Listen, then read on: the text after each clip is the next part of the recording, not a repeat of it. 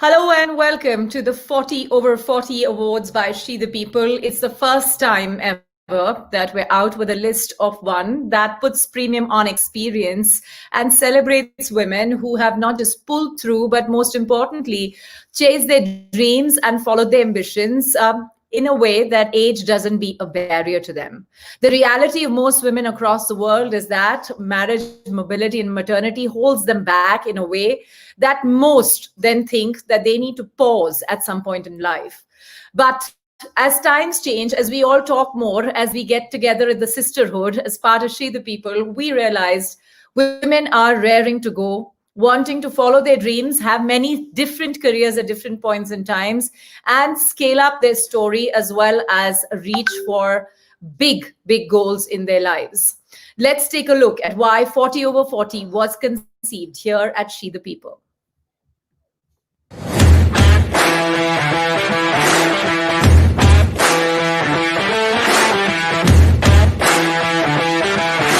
At She the People are putting the spotlight on women who are going out there to take a leap of faith on themselves after they cross 40 to chase their dreams and complete an unfulfilled agenda.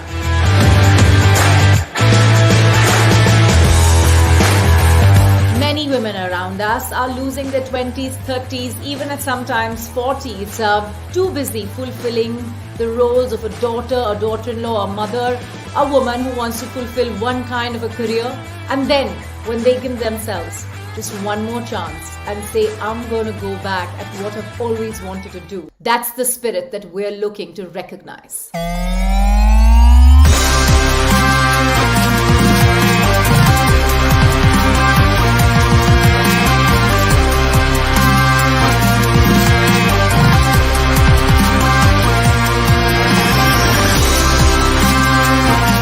What is actually the idea of age and how ageist are we? And the brunt of that is felt even more strongly by women particularly because we are commodities of use and sexuality. So when that seems to be not on the cards that much, that's not the focus of who you are, then what is it that you are useful for? And I found that tragic because I'm saying that women's stories are so enormous in the current time. The change is happening, it hasn't yet happened.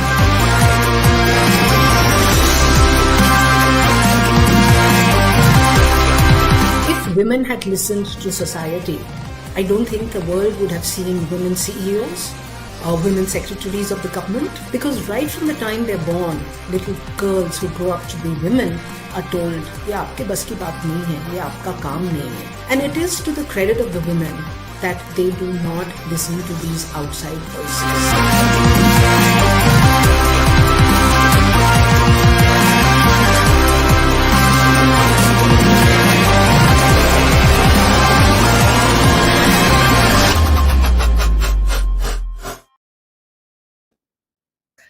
Well, 40 over 40 awards, and let's begin our ceremony as we bring you different voices from across the country who are not just those who are the awardees, but also the many women that we've been speaking to about celebrating more role models and making the whole idea of age irrelevant for women who are on have their ambitions and are chasing the big dreams. Our first awardee today is Vidya Shah, who is the founder of Edelgive Foundation.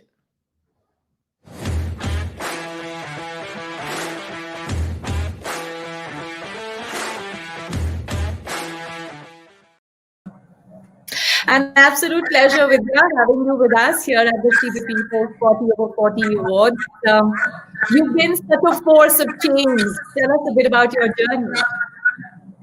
Thank you so much, Shelley. It's an incredible honor. I'm a graduate from IIM Ahmedabad, and I started my career in banking and financial services, found my way into Edelweiss 20 years ago, but decided about 13 years ago to do something different and really in the development sector that I didn't know much about, but I began to learn.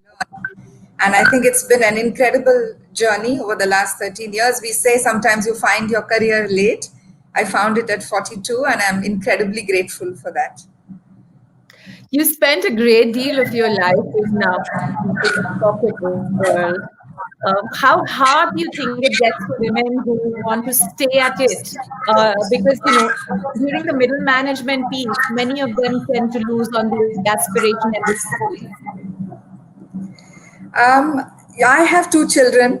My son is 25, my daughter is 20 now. But I think I worked throughout my pregnancies, and I just took 3 months off after my children. So it's incredibly hard. And I think women need to really get a lot of support from their families, from their extended families, from their colleagues at work.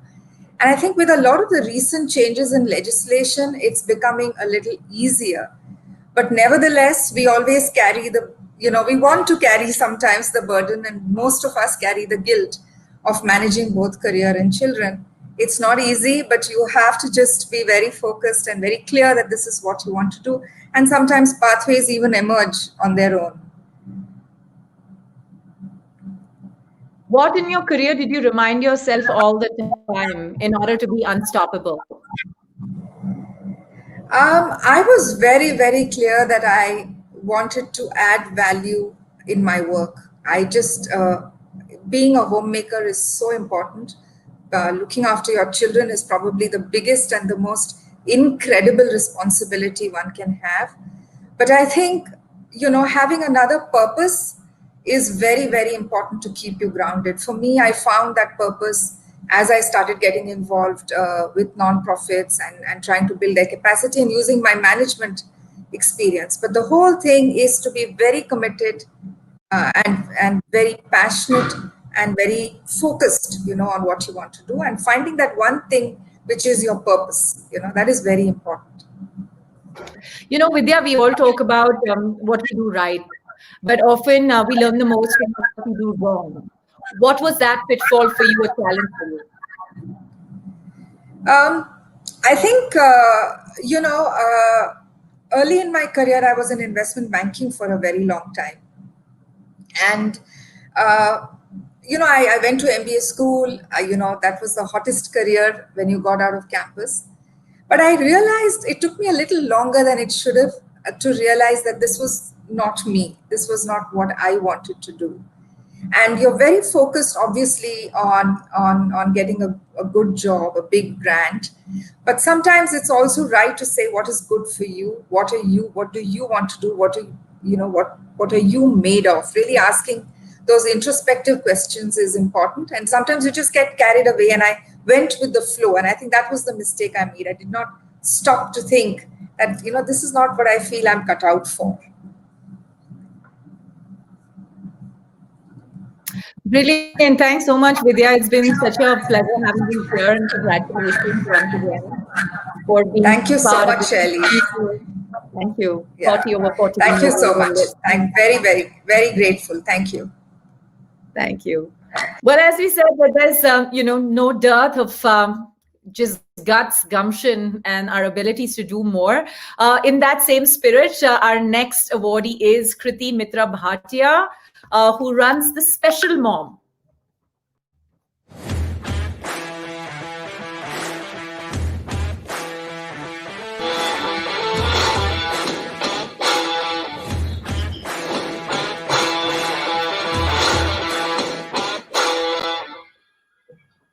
Hi, Kreeti. Congratulations.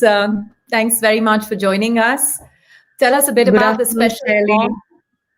Sure. Good afternoon, everybody. Good afternoon, Shelley. Firstly, eternally grateful to you, to the team of She the People, for giving this recognition. Really means a lot, and especially coming at this juncture in our lives. I think there's not more of an emotional and a moral boost that one really requires. Special Mom is extremely special, as the name suggests.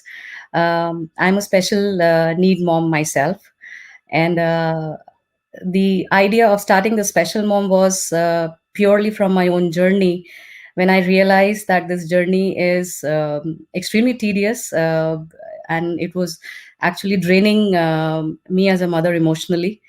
And the thought was, if it's draining me emotionally, then think about all those moms out there who are facing these challenges day in and day out, and hence the special mom was born. And the special mom is actually working for the emotional well-being of not only the mothers who are related to the special need fraternity, but all the women who are related to the special need fraternity. Indeed, and in that spirit, it's a reminder of how important the sisterhood is for each one of us. Just sort of I wouldn't even say advice, but what is your passing the baton to other women who are waiting to seek inspiration and saying, hell, age doesn't matter, I want to do more? Honestly, passing the baton message would be age is just a number. Forget about it. Try to unlearn all the belief that you had that once you turn 40, you're neither here nor there. You're somewhat kind of stuck in between in a midlife crisis. So, honestly, the one lesson I would want to give everybody is age is just a number. Whenever you find your calling, whenever you find your purpose, just go and answer it. You might fail 1,000 times, but just don't give it up. Just don't give up. Just keep going and find your calling, find your purpose, and just give it to it wholeheartedly. And honestly, the moment you are convinced about your own purpose and your own motivation, the entire world will come together to help you. How lovely. Thanks very much, Kreeti, and congratulations. Well, Thank 40 you over so 40 much, awards. Shelly. Thank you. 40 over 40 awards. This is the first time in, I believe, in all of Asia that we're looking at a 40 over 40 list focused on women and celebrating how women chase their dreams. Our next awardee is Mughda Pradhan.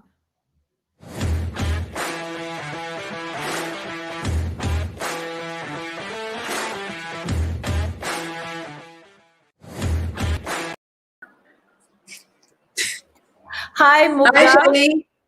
Hi. Thank you. Look at me. I'm like beaming right through. That's Thank exactly you. how you should be. That's exactly how you should be. That's brilliant. So I read a lot about Thrive FNC, but I think I always say, let's pass the mic. You tell me about it. You tell us all about it. Sure. So I'm a functional nutritionist, and Thrive FNC stands for Functional Nutrition Consulting. And what we actually do is we make diseases disappear, and that's what we do. So we practice something called as functional nutrition, where we get to the root of any disease, especially the lifestyle-driven diseases, the chronic diseases that we're seeing an epidemic of. And we get to the root of those. We do that through our assessment systems, blood tests, all of that. And then we just start working on reversing whatever root causes we found, and then the disease disappears. So that's what Thrive does. We've literally helped hundreds of people so far. And the journey started when I got sick myself. So I have a master's in nutrition. Despite that, by 2016, I had become really ill. I had an autoimmune condition. I had diabetes. I was 97 kgs, all of that, because I was really living a life that was not of my choice. And this is what happens to a lot of women. I just went with the flow of what my life was supposed to look like, the great Indian template, right? Like study and then get married and have a child, and life is like happily ever after. Just like make sure you're shining in the light of your spouse and stuff like that. So I was living a life that wasn't really the one of my choice, and that's why I got so sick, and I was like literally destroying myself. So I started working on my own health. I discovered this field of functional medicine, functional nutrition, and I fixed my health. And then from there, we just started helping other people make their diseases disappear. So that's that's been the journey. And to me, being selected, like I'm so grateful for this right now, because that choice I made 3 years ago to leave that template and pick something that was of my design, right? It feels extremely validated. Not that I'm seeking validation, but I'm sure you understand what I mean, right? Like every challenge, every obstacle, every weird comment, every taunt that came from people, it just makes it all disappear. Like, what you've done is something that's worthy of being celebrated. So it's really amazing being here. Thank you so much. Thank you, Mughda Pradhan, and break the template. That's right. Underscore break the template, as she said, that just dismiss, dispel what others are saying and go for what you believe in. Thanks very much, and heartiest congratulations, Mughda. Thank you. Thank you. Well, we always say that there are going to be different kinds of obstacles in our lives. And especially when people are like, how much more do you want to work? Why don't you settle? Why don't you just take a break, retire? Do what works for you. But if you don't feel like stopping, just be unstoppable. Our next awardee is Vandana Saxena.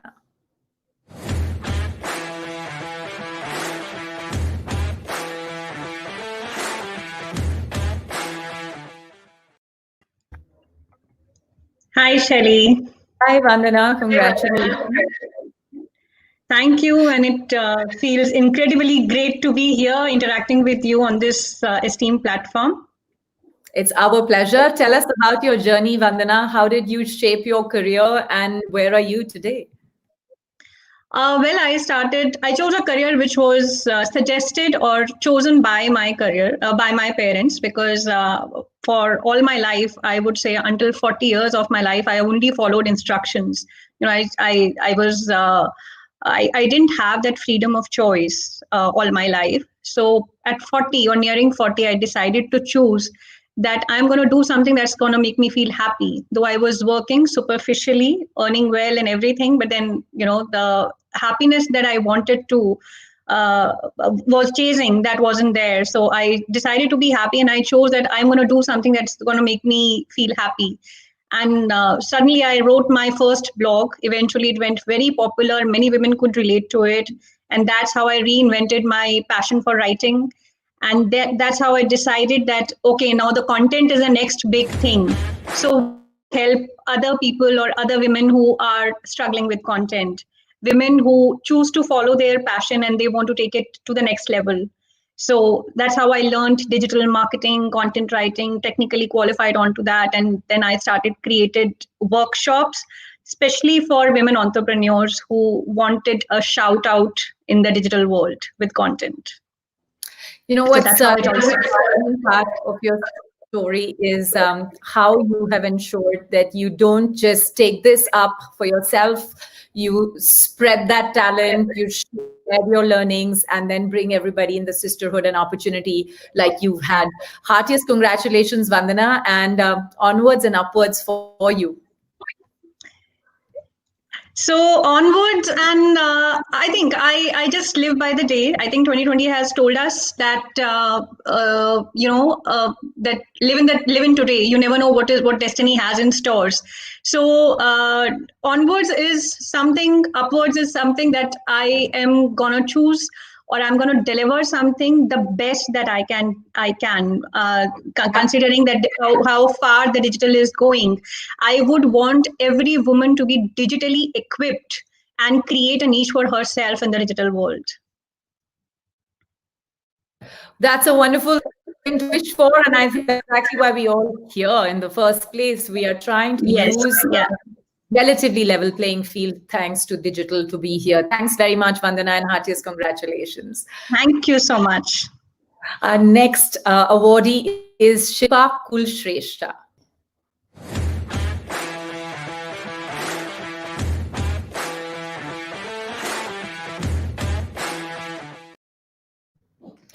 Hi, Hello. Shilpa. Hi, Congratulations.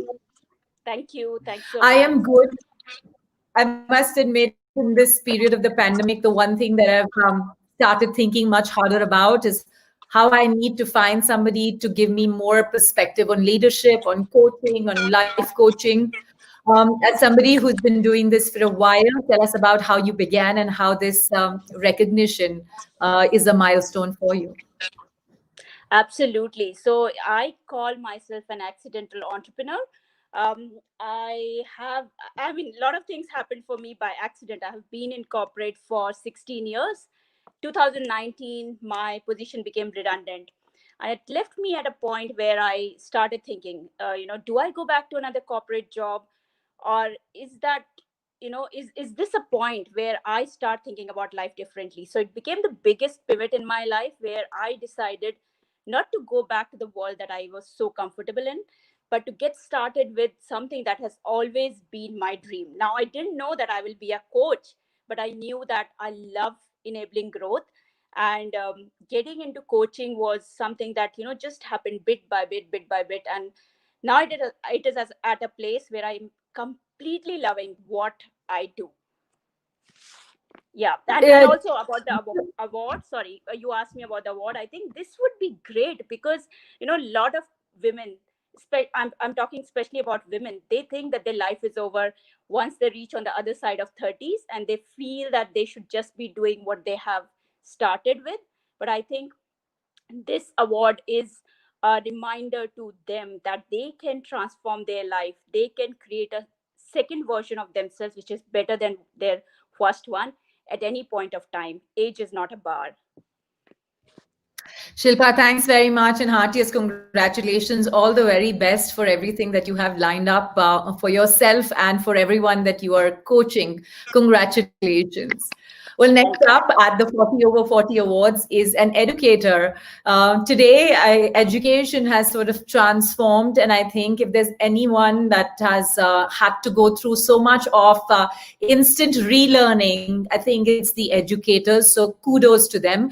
Our next awardee is Rupamala Singh.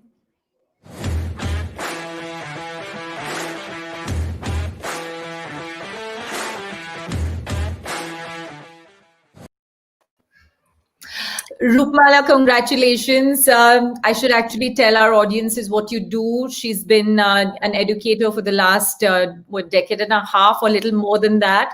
And now she is trying to reinvent how students are educated with the Heyday Academy. So perhaps, Rupamala, you could tell us about your education career and, all these years, what's that one thing that you have felt changes so much in education as we know it today? Right. First of all, I would like to thank you for including me in the list. It's wonderful to be here. Thank you so much, Shelly. My career has been a little bit of a jigsaw because I started as a journalist and then I went on to marketing and then education happened for me.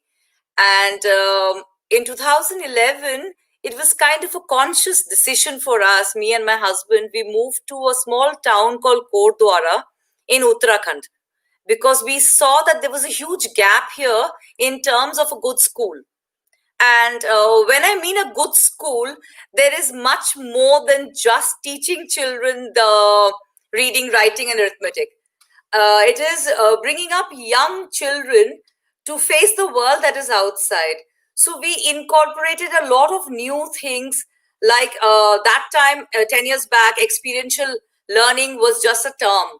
So we try to bring that into the education. We try to make children understand that they do not have to follow the science, commerce, humanities stream. Streaming is not what is expected of good education. Cross streaming is something that you can and you're allowed to do, which only educators in India have found it convenient to stream children, put them into groups.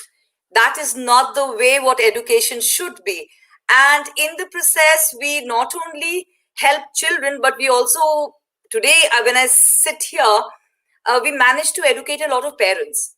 We told them that you don't really have to think that only science can make your children reach somewhere, or commerce is the next best alternative, or humanities is when you cannot do anything, is when you take up arts. It's not so. And we have been doing good work, and I feel the children are responding, parents are understanding, and I think we have done what we wanted to do. Okay. Congratulations, Rupamala. I do salute you for the initiative of going there in Uttarakhand, selecting a small town, and then building up an academy there the way you are. At the 40 over 40 awards, we are recognizing women from across genres who are displaying leadership and following their ambitions, making age no barrier. Heartiest congratulations, Rupamala Singh. Thanks very much. Well, our next awardee today is Manjeet Kripalani. She's the co-founder of the Gateway House.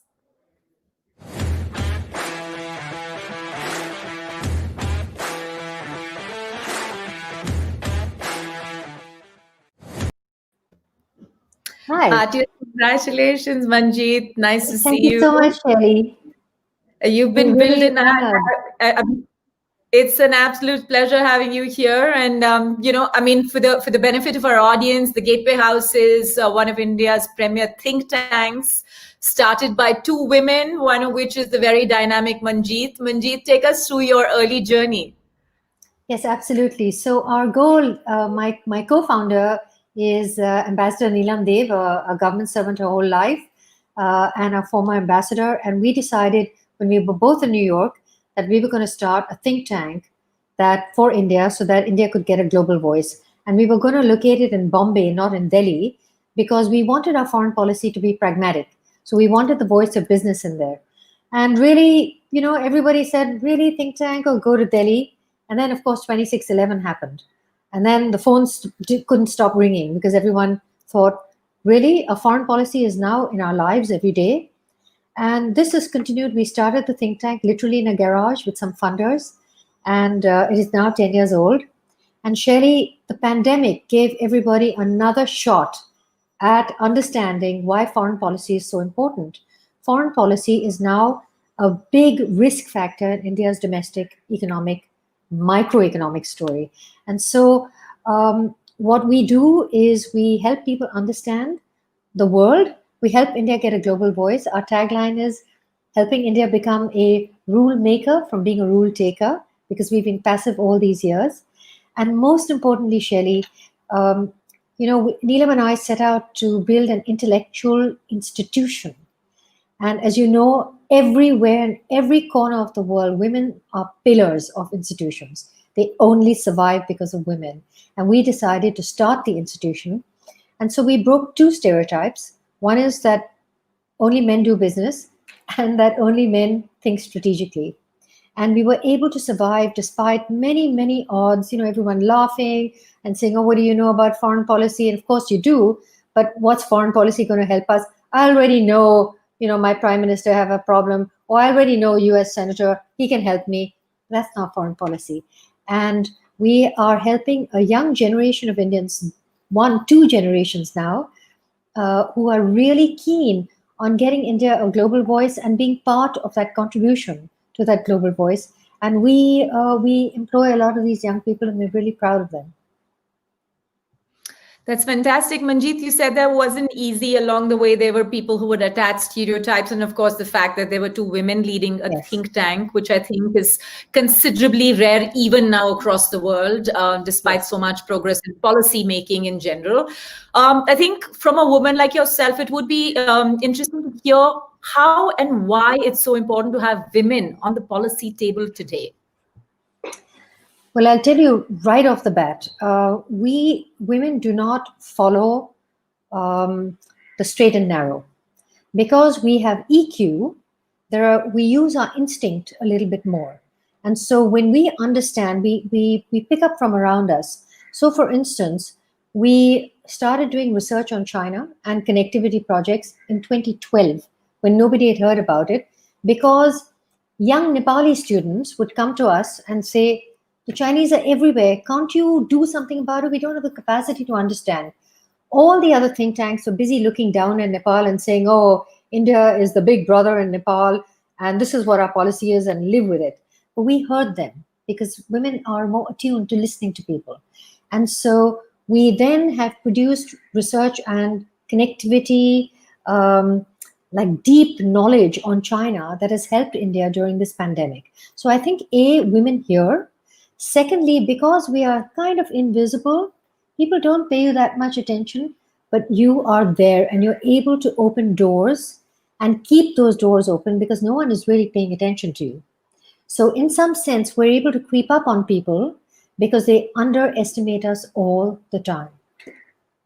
And so part of it is also having the ability to stick to things. I remember the entrepreneur never gives up. And this is true for women entrepreneurs, and it is true for male entrepreneurs. But no one ever says that about the women. Indeed. Thanks very much, Manjeet. Always got plenty of anecdotes and stories under her sleeve with all that experience behind her. Thanks very much. Heartiest congratulations. Shelly, thank you. And congratulations to you too. Thank you.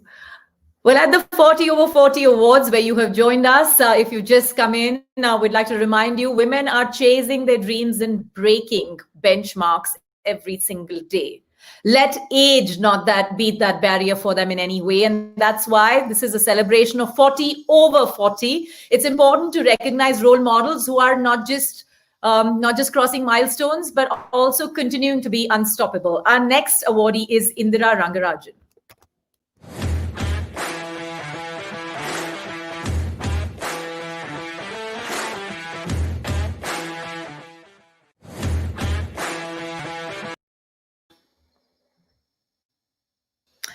All right, Indira Rangarajan has sort of been one of the pillars in terms of how she has set up an organization that aims to break barriers and push more and more women onto the fore. Indira couldn't, of course, join us, as I can see. Just give me a second. Yes, she couldn't, but we'll have more on her on our LinkedIn page as we put out all the stories of the women who are here, especially creating new barriers and making new content. That's National Content Director at Radio Mirchi. So you'll have more details on her on our LinkedIn page at She the People. But I'll move to our next awardee in the meantime, and that's Smita Bharti, who's joining us as the founder of Sakshi.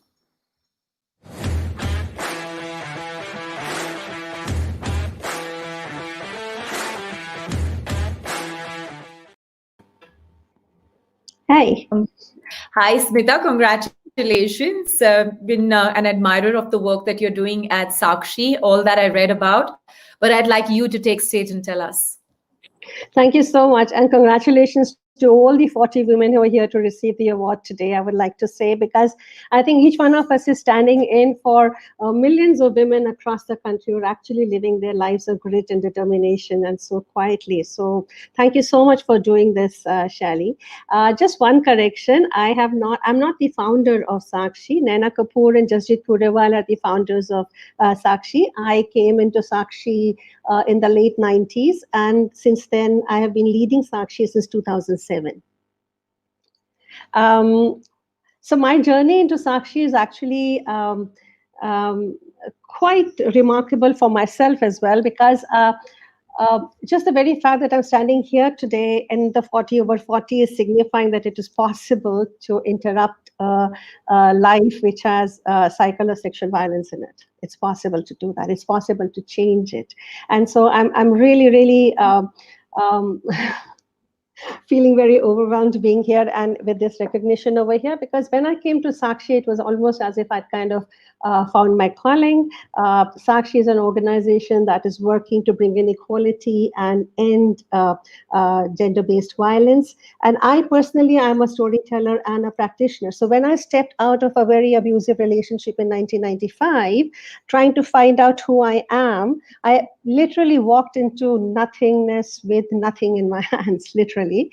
And because I'm a storyteller and a theater practitioner, I just went around the country telling stories, talking to women, talking to children, talking to adolescents, just trying to figure out what is it that actually keeps us chained and tied to violence. Why is it that we can't break out of it? Where are our choices happening over there?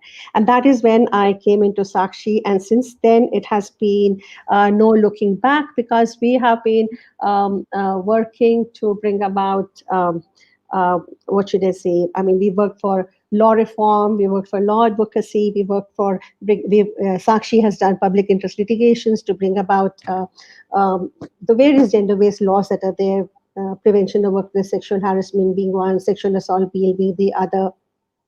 And currently now we're working with reaching out to at least around 4 million youth across the country through 40,000 colleges in an attempt to...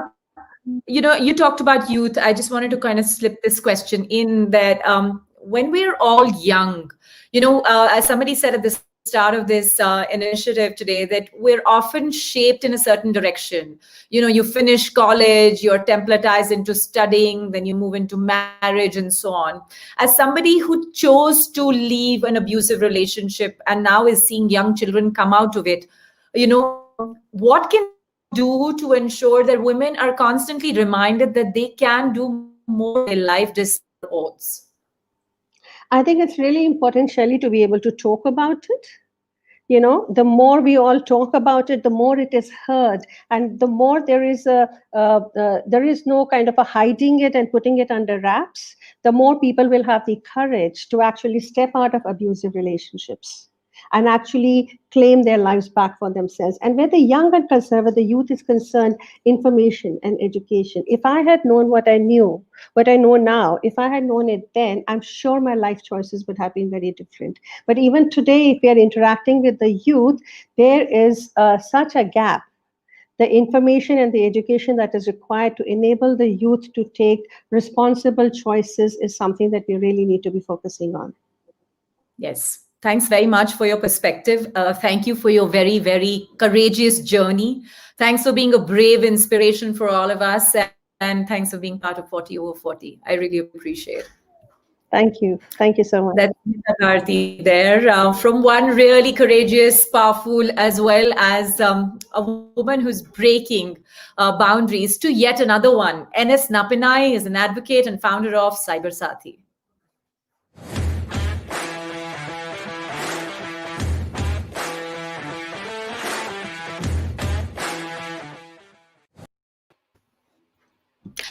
Nappinai, heartiest congratulations.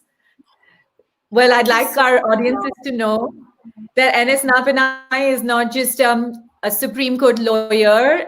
She's also the founder of Cyber Sathi. But all of this plainly means that she has been actually pushing for very, very strong, conversations on the table with the government so far as, digital safety for women and children go.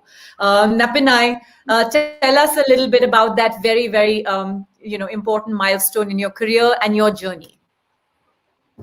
Thank you so much, firstly, Shaili, for this honor. Thanks to SheThePeople.tv too, because, every award is not just about recognition of the work, but it's also meant to be an inspiration. So that's what I hope my journey would be too. I have a slightly different story from the others we've heard till now. I've had a very blessed life. I grew up in an environment which recognized independent choice. My passion is law, and I announced it at the age of possibly 12. And here I am several decades later doing exactly that, still following my passion. But in doing this, I have restarted my career 3 times. The first was when I started as a first-generation lawyer in Chennai, and then 30 over 30 in Bombay, and 40 over 40 in Delhi.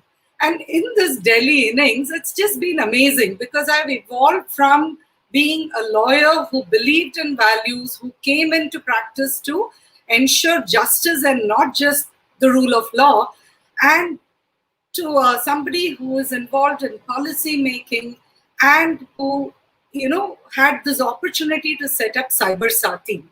Through these years of practice, what I realized was whenever somebody is in trouble, they reach out to a friend.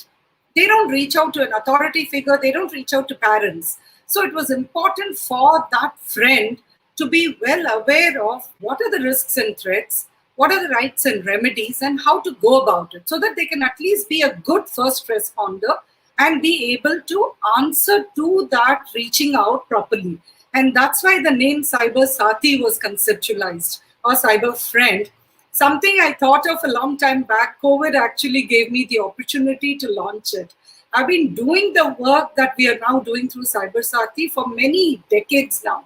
But Cyber Sathi has coalesced all the work of training judges, police, armed forces, and also creating awareness amongst the public on cyber safety, and has brought it to a new level. Indeed, very briefly, I just want to get one aspect from you. You have been, in fact, you were at Stanford at the Draper Hills Fellowship recently. How have you often reminded yourself, something I think many women, including me, would have failed to do, that we've got to not think that I have to be concerned about age in life. I've got to find a way to do what I want, no matter when. Totally. In fact, not just age. I think we really have to forget about gender, bias, age, etc. Because sometimes when you start putting too much importance into all these categorizations, you may just be using it as a crutch. You may just be using it as an excuse for not achieving what you're capable of.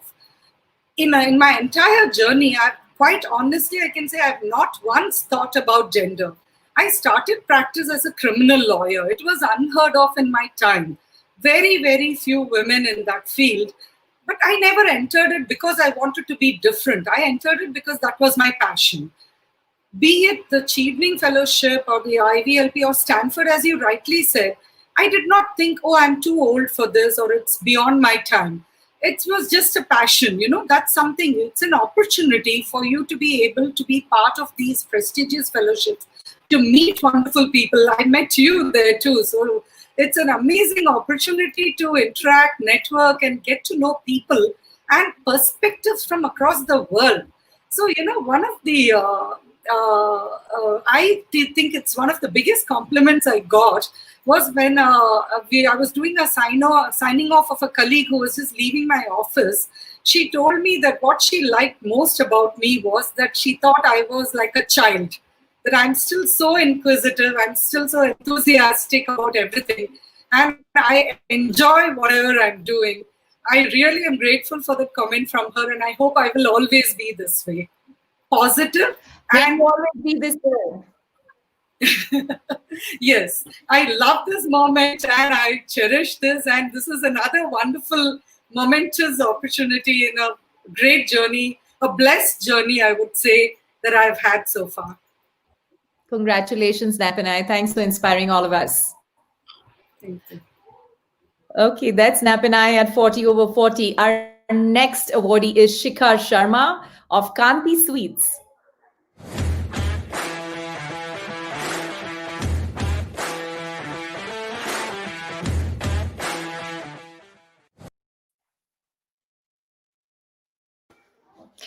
Hi, Shikha. Congratulations. Can I ask you to pull your laptop down a bit so we can see you close up? Okay. Can we see you? There, yes, that's lovely. Hi, Shelly. Yes, good. Tell us a bit about. I lost you. Hello. Hear you. Yeah. I can hear you. Go ahead. Hi, Shelly. Thank you, She the People, Shaili, the jury members, and all my counterparts sharing this platform with me. I'm so grateful and thankful to you, Shelly. So I would like to introduce myself as one of the directors of Kanti Sweets, which is based out of Bangalore, and we have around 82 outlets only in Bangalore. And we are into the manufacturing of traditional sweets, savories, and bakery products as well. So to tell you more about Kanti Sweets, it was started its delightful journey in 1957 with its founding member, who is my husband's granddad, and his name was Pandit Jyoti Swarup Sharma. So it made a humble beginning down that time. And then it was, we are the third generation who's into this business. And we are working tirelessly to take this legacy forward.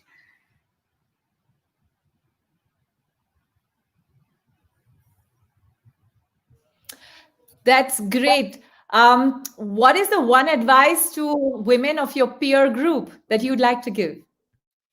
Well, I think, Shelly, I'm very keen in inspiring the women from conservative backgrounds, and really, I hope to set an example to those who feel shackled or like I have been. I have always derived inspiration from my family, who has always trusted my capabilities, and they have gone the extra mile to help me achieve my dreams.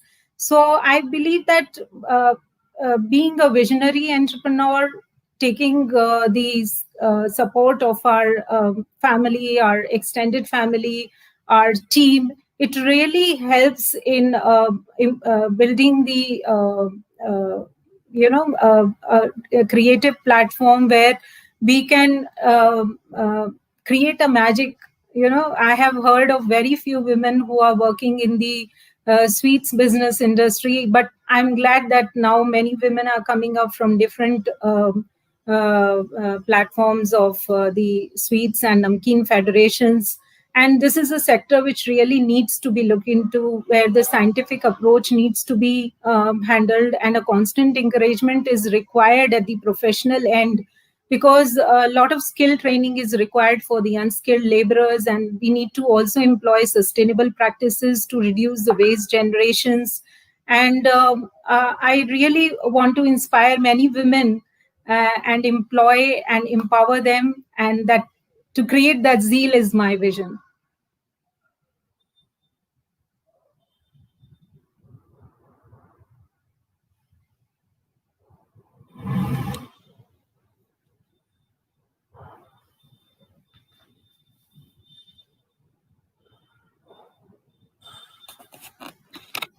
Big challenge for you.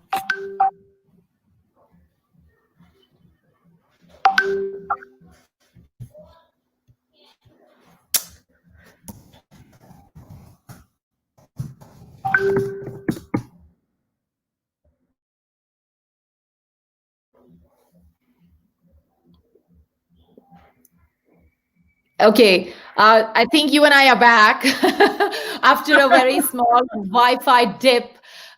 Just a quick word, being in a sweets business, I mean, this isn't normally seen where a woman is the face of it. What kind of reactions do you get to that, and how do you deal with them? To tell you very frankly, Shaili, it's like my father-in-law, Mr. Shri Rajendra Prasadji.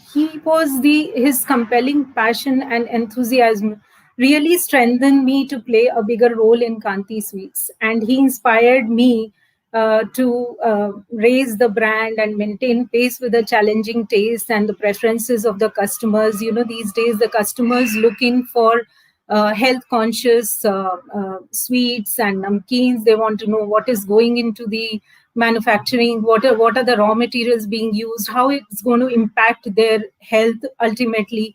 So I feel that everybody in Kanti Sweets has helped me to grow and raise the platform to a next level. And I would be very frank in telling you that I have not faced any kinds of interferences in my work, and everybody has worked as a team to help us grow. Okay, Shikha, heartiest congratulations. Thanks very much. Next, thank you so much for having me here. Thanks a lot. Thank you. Our next awardee is Dr. Geetanjali Chopra.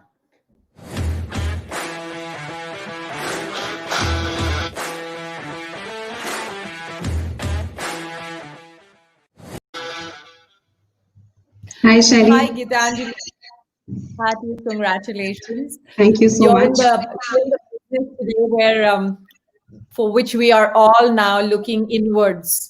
So how did Wellness and Blessings come around? And tell us a bit about your journey. It's, sorry to correct you, it's Wishes and Blessings, not Wellness and Blessings. Wishes and Blessings is my baby, my NGO, which I started in 2014. I was not born into an NGO. I was not born into a family, you know, in the philanthropy sector, so to say. I was an academic before I started Wishes and Blessings. I started my career as a journalist. And I think I've done a little bit of almost everything till the time I actually met my calling and established Wishes and Blessings in 2014. How do you think that you have tried to break stereotypes in your journey?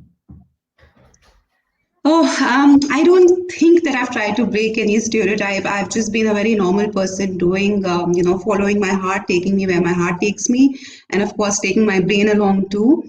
So growing up, you know, I'm a 70s child, 70s, 80s, 90s, there was just very limited kind of outlooks for women. You know, we're all in the same boat. So, you know, it was just about you can either be a banker or, you know, be a doctor, or you just very, very set mold, so to say. But I was fortunate enough to be born into a family which did not restrict my growing years or my, you know, independent thinking. And I think just breaking the mold that there is no set one mold to follow or one set path to follow is something that I have followed all my life. trying my hands at radio joking, to journalism, to designing, to handmade paper business, to academia, teaching, and then finally, becoming what people call me now is a social activist. So it's just following my heart. If that is breaking a stereotype, yes, I'm guilty. No guilt. And if that's breaking a stereotype, why not? As we say here, that why should one person only have one career?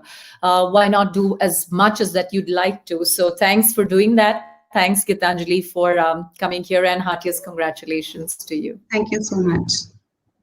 Our next awardee is an artist, a poet, and of course, a Dastangoi, Fouzia.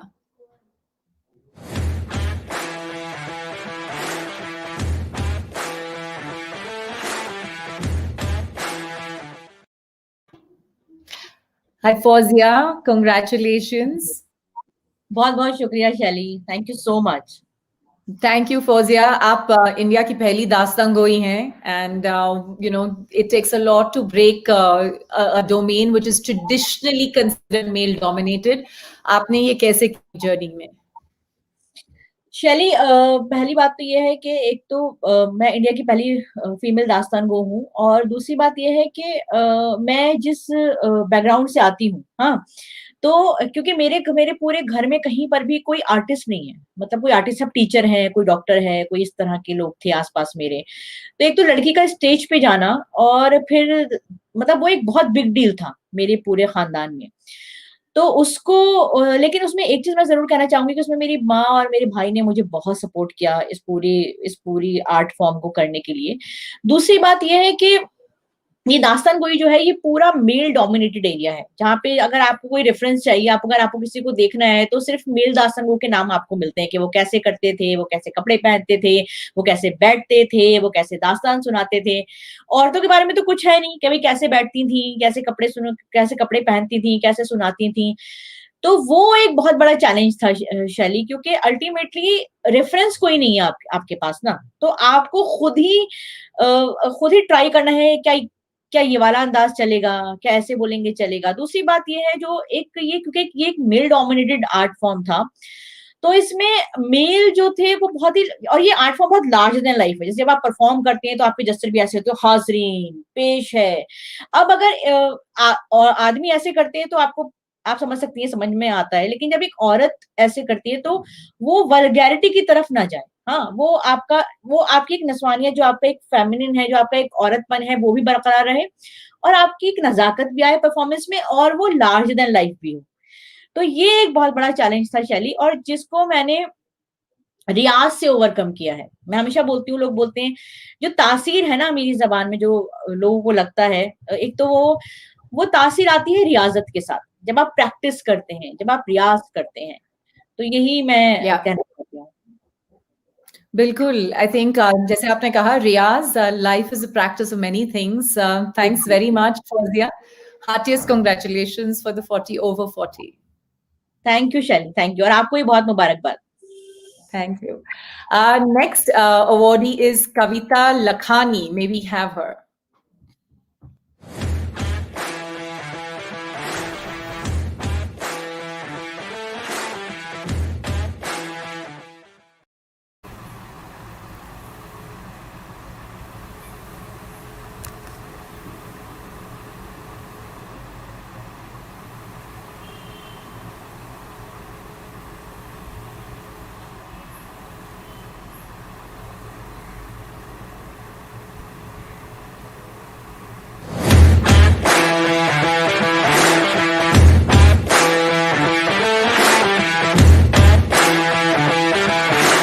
She the People are putting the spotlight on women who are going out there to take a leap of faith on themselves after they cross 40 to chase their dreams and complete an unfulfilled agenda.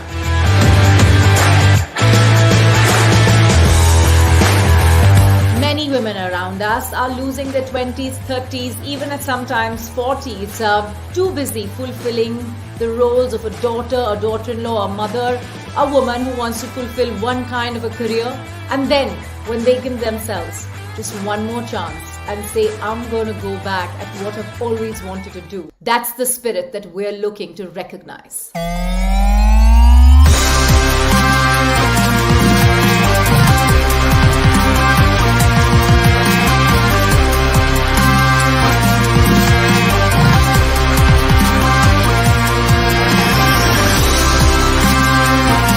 What is actually the idea of age and how ageist are we? And the brunt of that is felt even more strongly by women, particularly because we are commodities of use and sexuality.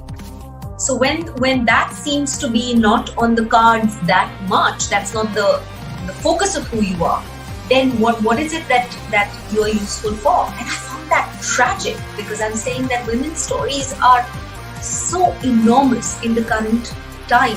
The change is happening, it hasn't yet happened. Hi Kavita, congratulations. This is so appropriate for somebody like yourself with such a huge career in the advertising space. Share with us your journey. You know, Shelly, first I'd just like to begin by congratulating you because, you know, She the People is fantastic. I've been following it for quite some time, and even before that, Tea Time with Shelly. So I think you made a huge transition yourself. So congratulations to you. And I can't help saying that, you know, I'm so inspired today hearing all those lovely stories of, you know, women achievers. I mean, it's absolutely fabulous. I'm just beginning to think that I've done nothing in my life. I have a long way to go. But just to tell you a little about myself, I've been in the field of communications for now over 2.5 decades. And I've worked in the field of risk management, marketing communications. So if anyone needs a reputation management counsel, I'm your go-to person.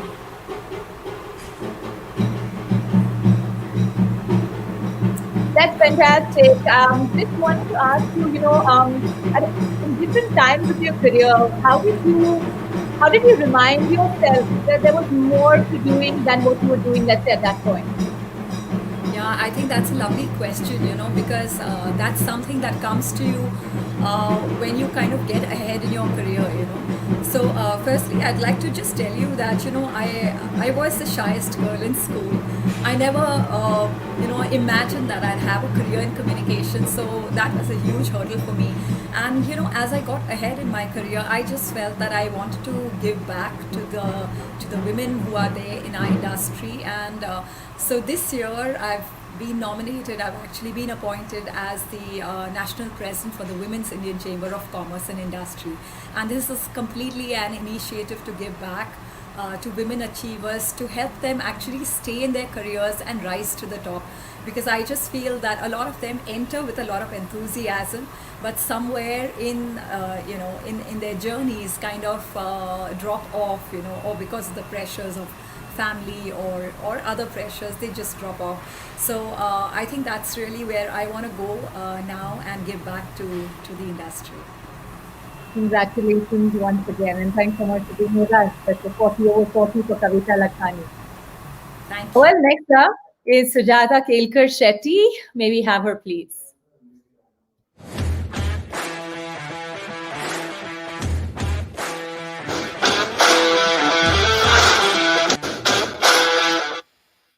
Congratulations, Sujata.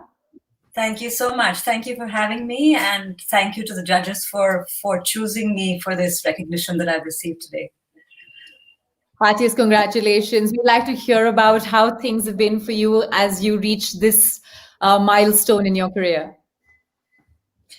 It's been an interesting journey. I think for women today, we each choose our own paths, right? We forge our own paths depending on the circumstances that we find ourselves in.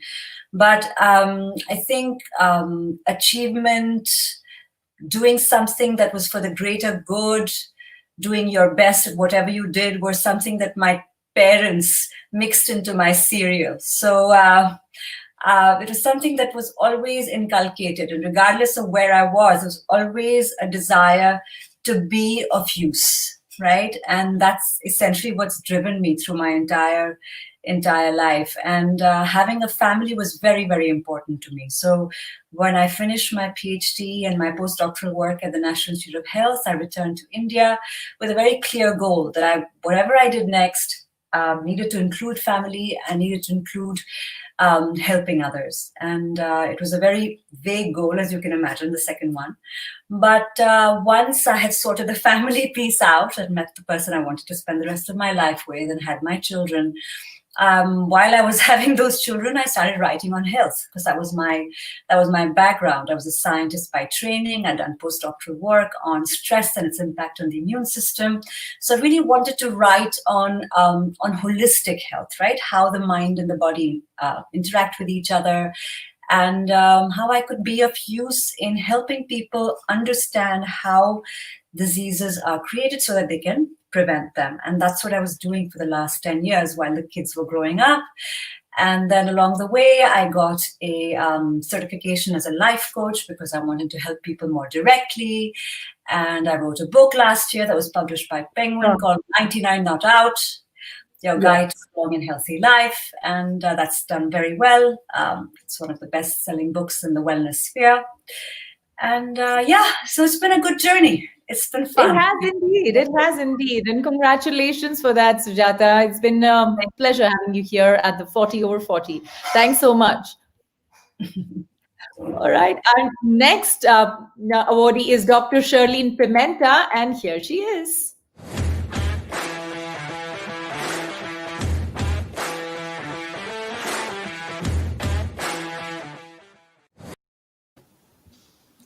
Hi, Shelly. Hi, are you able to see me? I can't quite see you yet. It still shows the webcam screen. But I think should we come back to you, Shirlene? Till you're getting out, or are you good with this? Maybe we can come back. I do not know. Yes, so we'll try and come back to you in a bit. I'm going to tell my producer, hey, we're going to move to Miss Sushma Jain.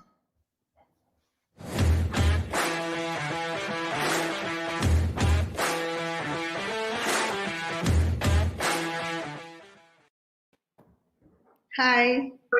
Hi, heartiest congratulations. Thank you. Thank you so much, Shelly. So, Sushma ji, how did your journey begin with art, and how did you find your calling in it? See, I'm a wildlife artist, and ever since I was small, I was only interested in art. And throughout my school journey, I received many awards in art and craft. So my father really encouraged me. And then when I was in college, he asked me to do foundation course in Indian Art Institution, where I got gold medal and best student award. But the same year I got married also to Anand, and he became my biggest admirer and critic also. But for me, my family came first. So over the years, I got busy managing my family, my children, my extra relationship, family relationships, and art took second place in my life. So how did it make a comeback for you? Because clearly you have taken it up with so much passion once again. Yes, because I was doing art, painting, but maybe 1-2 painting in a year. Whenever I used to get little time, I used to paint. And in my house or to gift my friends. But luckily then my daughter Neha, she is the founder of Jobs for Her. So she was very inspired by the story of women who were restarting their career.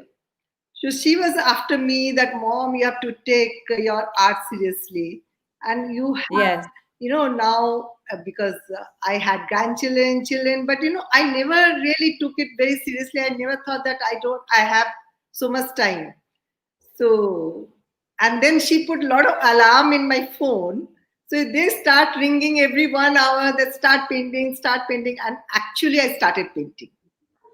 I can see Neha is watching this. So I'm very happy that this is not just a story of a mother trying to tell her daughter to go out there and do more, but your daughter who's younger to you, of course, and she pushing you to say, make a comeback. Heartiest congratulations. My son, my husband, my daughter-in-law. So with the encouragement of the full family, I really took it seriously and I started my art. Heartiest congratulations, Sushma ji. May you go places with your work. This is wishing you a 40 over 40 and many other milestones. Thank you so much. Thank Next up is Sonal Holland, and we will come back to Charlene to talk to her in a bit.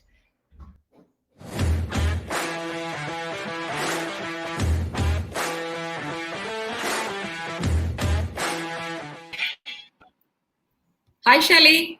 Hi, Sonal. Heartiest congratulations.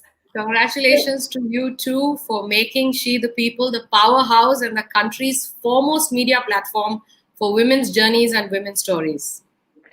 Thanks so much. For all of our people who are watching this, the MW after her name tells what she does, because that's really why she's here. She's India's first master of wine. Sonal, a glimpse into your journey and what keeps you unstoppable. So in 2016, at the age of 43, I became the most decorated wine professional in India when I was bestowed with the world's most prestigious and coveted wine title, the Master of Wine, which has a present count of only 409 Masters of Wine across 30 countries, and as the only Indian to have done so. Just to quickly put it in context, a Master of Wine is ranked in the global wine industry as one of the highest standards of professional knowledge, involving some of the world's toughest exams to take. And would you believe more people have been into space than have become Masters of Wine since the year 1953, since the Institute of Masters of Wine in the UK came into being. Great. One message to all your peers who are looking at this conversation. So, you know, it's been a hugely gratifying journey for me. And I really want to encourage every woman out there to draw courage, step out, own their dreams, make unconventional choices, because my choice to enter into an industry which has largely been male dominated has only been rewarding, actually. I've only seen advantages more than disadvantages. And I just also want to say that, you know, for a lot of us women, we face a lot of stumbling blocks, lots of challenges. But I find through my own personal learnings that success and failure are really at hairpin bends to each other. So often failure has been designed for those, you know, to be able to filter out those people who lack the grit, who lack the courage, who lack the perseverance. But if you have unwavering faith in your dream, you have the passion and you have the perseverance, you will get to the finishing line. So success comes to those who really persevere and show a lot of grit. So keep going, guys. We need to, you know, I'd like to raise a great glass of this wonderful wine to all the women out there. More power to all of us, and Jai Hind. Thanks very much, Sonal. All the very best. We're going to Charlene, 40 over 40. We were just talking to her earlier when we couldn't connect to her. Now I do have Charlene Pimenta. Hi, Charlene. Take us through your journey and congratulations. Thank you so much, Shelly. It's an honor to receive this great award. And thank you so much for recognizing women over 40. It was a much needed thing in India because women tend to doubt themselves so much.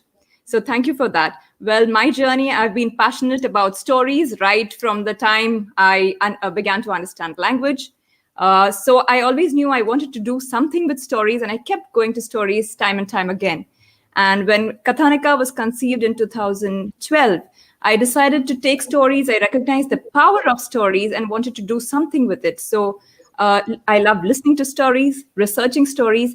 And when I studied communication design, I began using stories to educate as a means of a vehicle to educate, because people understand so much better when you tell them through a story. You're absolutely right, Charlene. Congratulations. Keep telling story and then stay unstoppable. Thanks so much for being with us here today. That's Charlene. Well, next up is Sarita Nirja.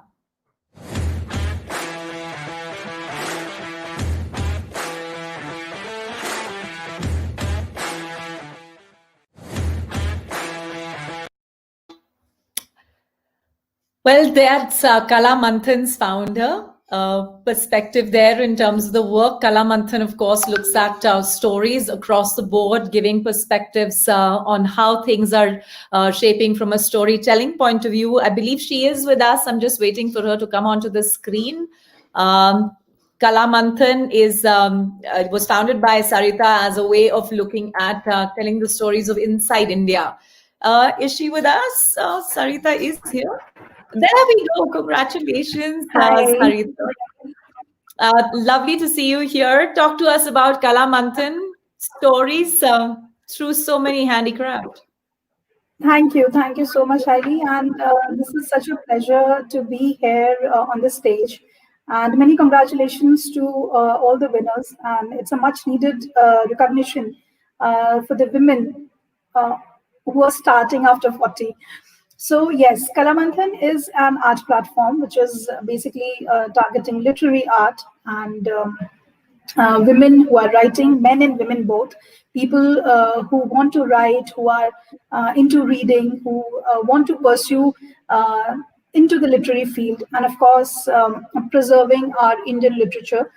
खास तौर पर हिंदी कहीं ना कहीं कलामंथन का जो major एक focus है हमारा वो ये है कि हम हिंदी को उस तरह से आज की जनरेशन के पास लेकर के आए कि वो हिंदी उतने ही शौक से पढ़े, नए राइटर्स को पढ़े, क्योंकि बहुत खूबसूरत लिखा जा रहा है। आज के वक्त के राइटर्स बहुत खूबसूरत लिख रहे हैं, और जो इससे पहले के जो राइटर्स हमारे हैं, जो अगर हम देखें तो हिंदी साहित्य अपने आप में बहुत बहुत गहरा है.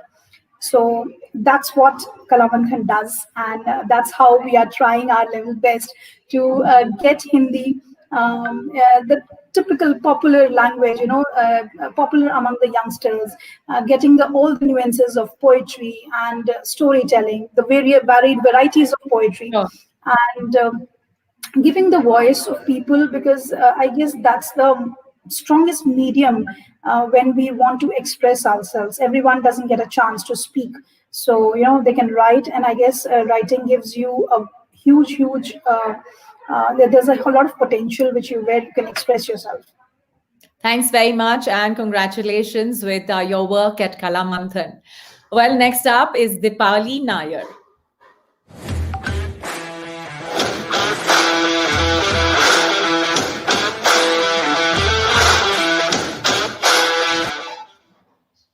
Hi, Dipali. Congratulations. You wear many hats. How do you do it? Shelly, very good time management, support of a lot of people, and delegating things which I think women can delegate. And I'm going to be contra. But first of all, let me congratulate you. I think what a brilliant idea that you've created a platform here which encourages women after 40 to do new things, to take risk and be courageous. So congratulations to you, and you exemplify it in your life in any case.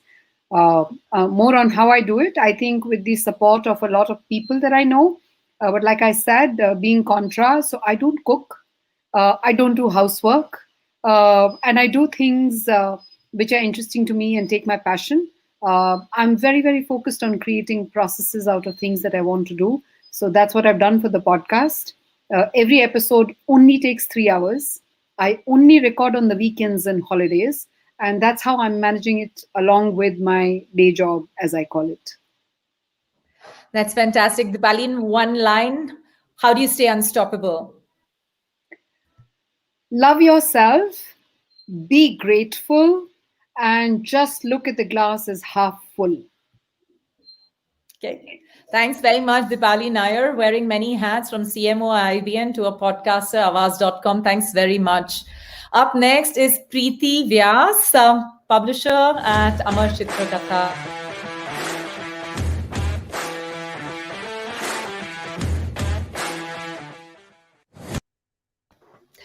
From being an entrepreneur yourself to now looking at how ACK's next big leap will be, Preeti Vyas, congratulations. How has this journey been for you? Thank you so much. It's been a wonderful journey, Shaili. I've spent my whole life around books, loving reading, writing, the whole process, and just glad to be where I am now.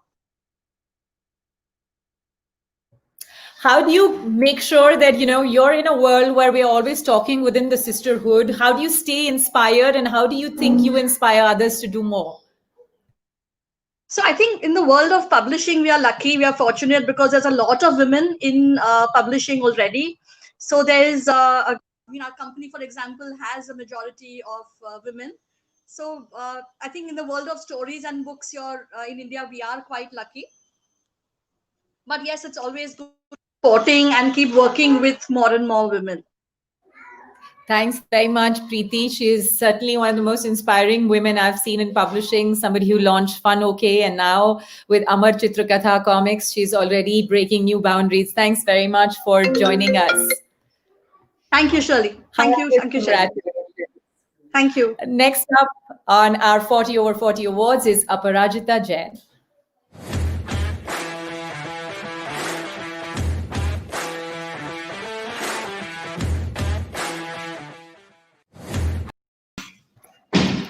Hi, Sherry. Hi, congratulations, Aparajita. Thank you so very much.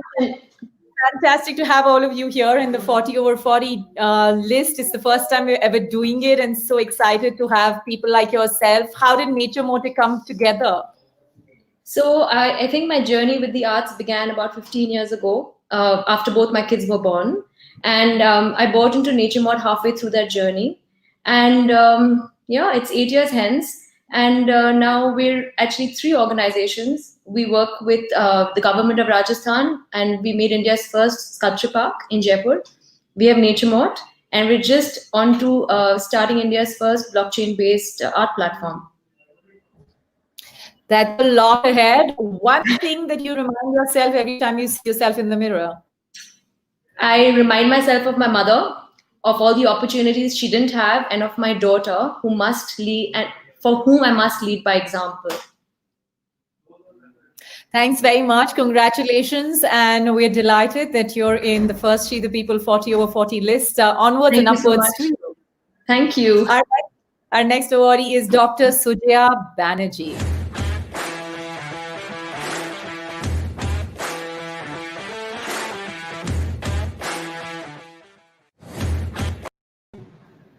Hi, Sujata. Congratulations. Hi, thank you. Thank you. How have you been? Congratulations. All good. Thanks. Nice to see you here. So how did you think of Capstone? And I know you've worn many hats as well. How has that been?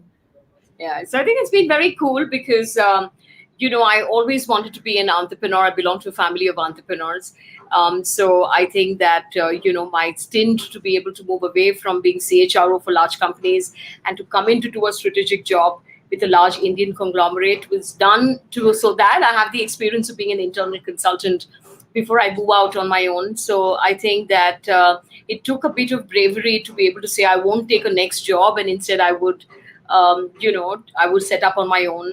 It kind of seems like, sort of just going into the unknown and having like the courage to be able to discover things. But it's also a great adventure. I dare say that it just happened. It was something I was planning for a long time. So I'm really glad that it finally sort of fructified. I'm just absolutely delighted with being able to interact with you and with She the People, again, because after so many years, because I did not know I had been nominated for this award. My daughter has done this.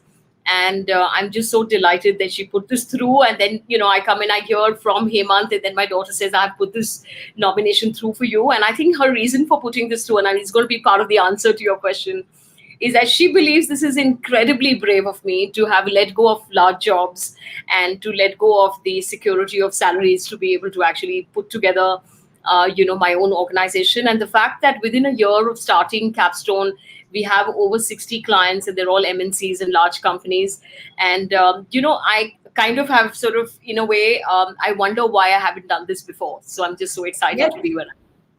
So here's to more adventures. Sujata Banerjee, thanks very much, and heartiest congratulations. Thank you, Shaili. Thank you. Next up is Sandhya Suri. Sandhya Suri.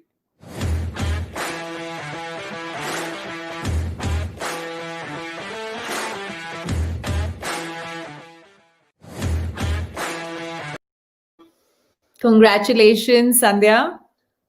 Thank you, Shirley. Thank you so much.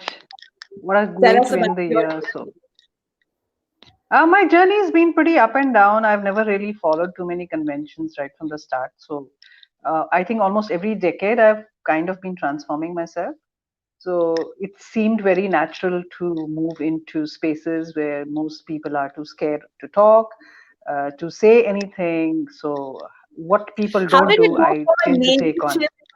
How did it go from a Navy ship to the journey that you've finally looking at, women empowerment-led initiatives? How has that warship to the big war on feminism, with feminism? Well, the war never really, I don't know when it began, but it's not stopped yet. The transition wasn't that difficult in the sense, I mean, I've had my ups and downs, and I've seen a lot of what people would call epic shit in life. So, I mean, I've just taken it up as an opportunity, and, I don't see the need to be incredibly famous or being very powerful or having a lot of money to do things that I need to do. So you don't need to be a celebrity or somebody really well known to make a difference. So that's basically been my mantra. Wherever you are, if you can make a difference, it just goes your way. Heartiest congratulations, and it's fantastic to Thank have you you so with much. us here. Thank you so much. Thank you so much, and congratulations to everyone else as well.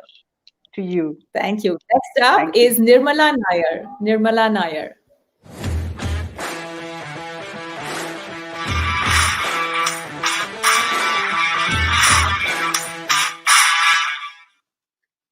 Hi, Shelly. Hi, Nirmala. Congratulations. Tell us, how do you feel? Thank you. I feel very excited. And, I've stepped into the 40s, and this already happening makes me feel that this decade is going to be better than the last ones. So I'm damn excited, and congratulations to everyone here. How do you stay unstoppable, and what keeps you going decade after decade? So I was listening to Nappinai, and my life's a bit like that. I am doing exactly what I wanted to do. I had a education in design, and even then I knew I wanted to work on social impact, and I've done all kinds of stuff. And at 39 I became an entrepreneur and started Kaboom. And at Kaboom, we're a social impact creative agency, and we work across issues. And our mantra is to make communications and design user centered. And so it's been kind of a fairly smooth journey, but entrepreneurship has been new and challenging and exciting. Yes. All the very best with Kaboom, Nirmala. Thanks so much for joining us here at the 40 over 40. Thank you. Well, like I said, one courageous woman to another. Next up on stage is Neeti Mehra.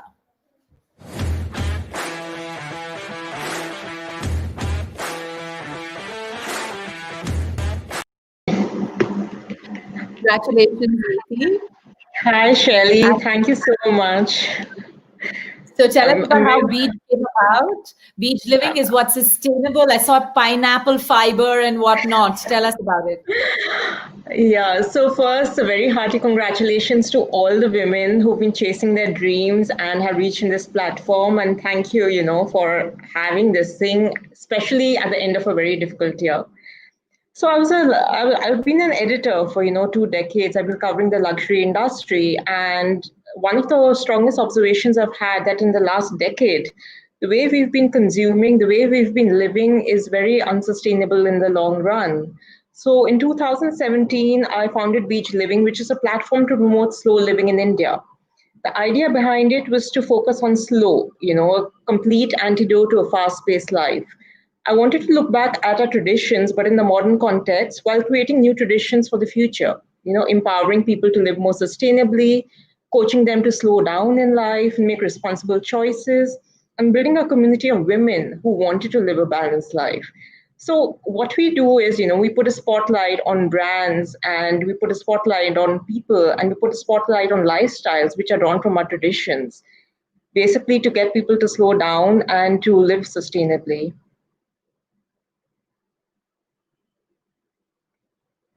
Oh, that's fantastic. Congratulations. And in 2 words, the two things that work for you when you go out there to take on the world. I think it's patience, and I think it's a lot of curiosity also, because my background as a journalist. I think you have to have this innate curiosity within you, to know more, to learn more, and to discover the world. And I think the world is about discovery, right? We need to build connections. We need to build a deeper understanding of things, people, and places around us. And I think when all of that comes together, we can really build the way we want to be. So super. Great. Thanks so much. That's 40 over 40 here. And our next awardee is Rajishri Rao.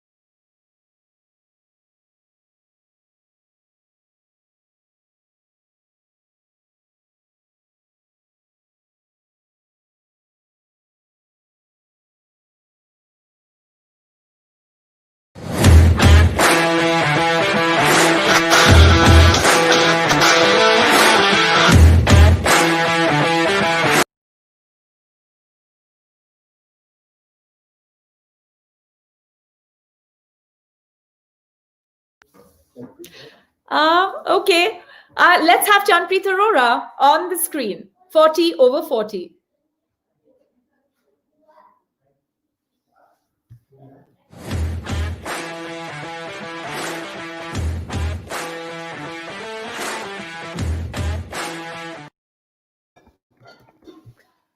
Hi, Janpreet. Heartiest congratulations. Thank you so much. Thank you, Shelly, and thank you, Shilpa people, for creating this platform and for everybody. It's great to be a part of this cohort. Thank you. You've worn several hats. Tell us about your journey. And now I believe you're also an entrepreneur. Yes, thank you. Actually, going beyond a bit of LinkedIn, there's so many wonderful things everyone's already shared. I wanted to just say that self-doubt is a really big part of your journey, right? Everyone's journey. And in this era of social expression, we celebrate small and big moments, and that's really important. But it's also really important to just be okay with your self-doubt, which constantly mars at your confidence. I came from a fairly conservative background where I think the best goal set out for me was to get married and have kids. And I just had different dreams. And I just wanted to say that very often in everyone's journey, every time you put out something, I'm sure many leaders have gone through this, that you're usually met with a very quizzical expression like, this doesn't happen. How do you think of such things? And I just wanted to say, just because you're the first one doesn't mean you're wrong, right? You just got to have that faith in yourself and keep going. And it's important to take everyone with you. And I know it's really important to take your family with you and have a very balanced life, which we all have. But at the end of the day, be true to yourself and just live your moment. Own your success and your journey. It's yours. It's And yours. thank you, everybody, for making it happen. I know. I love the way she puts it. It's yours. Make it happen. Thanks, Janpreet, and heartiest congratulations on the 40 over 40. Thank you. And thank you, Shelly. Thank you. Next up is artist and entrepreneur, as well as somebody who has been working in corporate India, Rajishri Rao.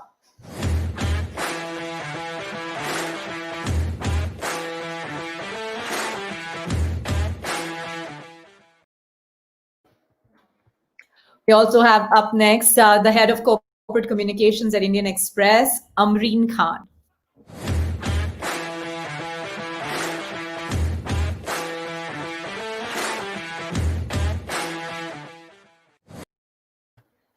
So a lot of those who don't see here right now are also going to be on our LinkedIn. Some of them couldn't make it here at this moment, but a lot of them have sent their videos. So you'll find them on our LinkedIn page, which is getting updated as soon as we are announcing these awards. Our next awardee is an award-winning architect that I've admired as well for many years, Abha Narayan Lamba.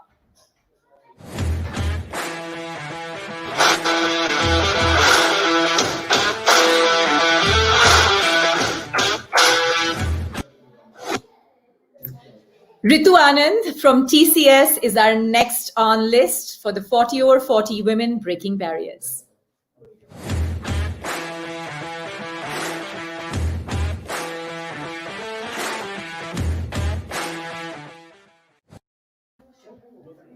And now introducing our next awardee, Anavila Mishra.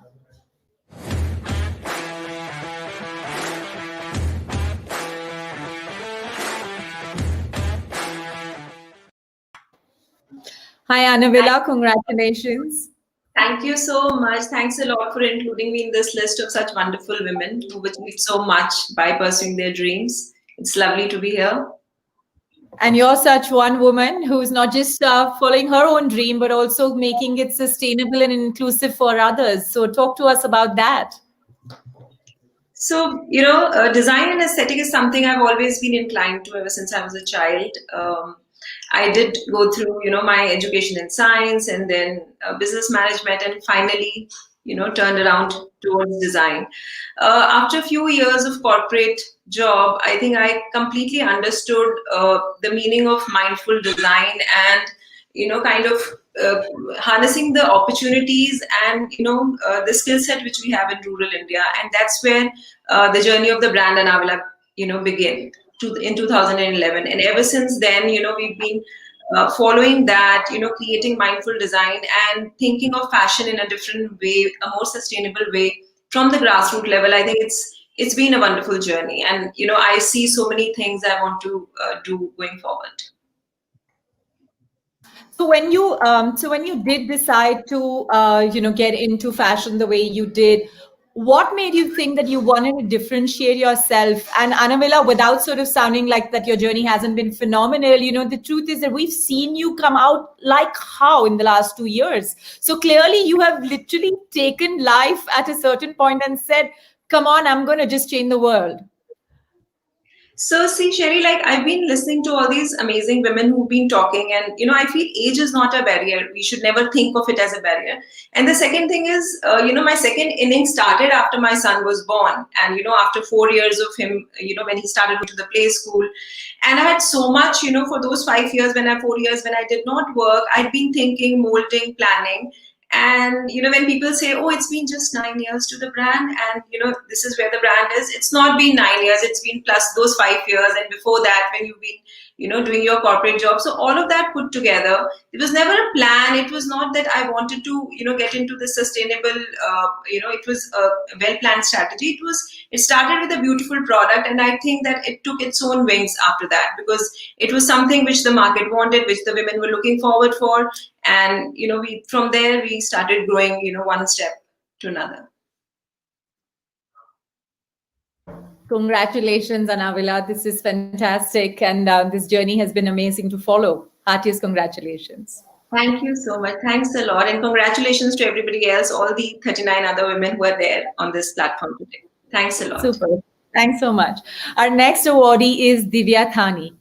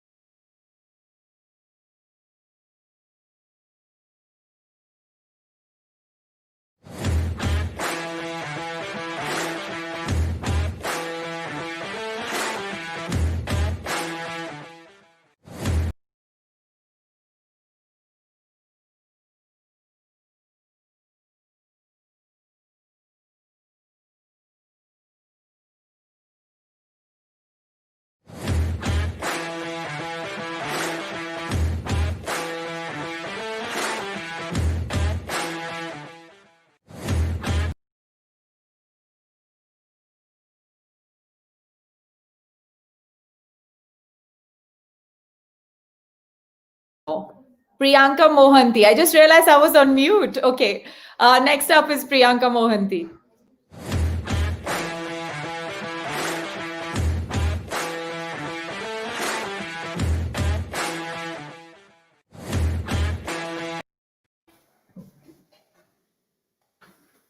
Thank you so much.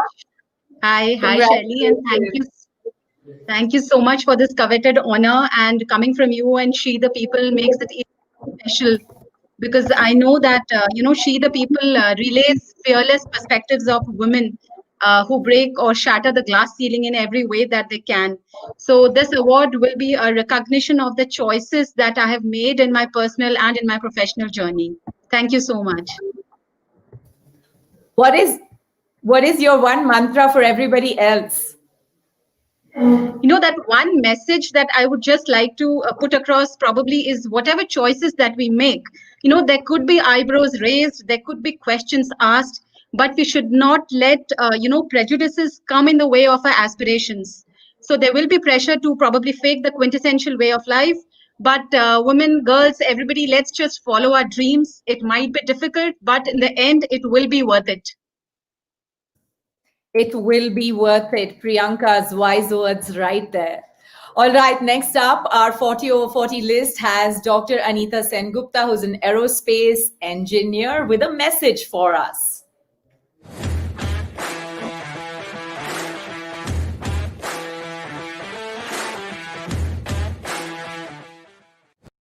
Hello everyone, my name is Dr. Anita Sengupta and I'm speaking with you from Los Angeles, California.